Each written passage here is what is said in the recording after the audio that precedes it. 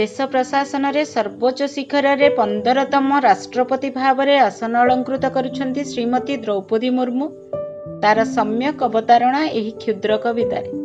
तुमे ओडिशा माटी रे उद्भव, साजिल आमरी गर्व ओ गौरव। इतिहास रचिला आम ओडिशा, बढ़ाइल मान करिलु भरसा। तुमे आदिवासी चेहेरा, लाग किंतु सते नियारा।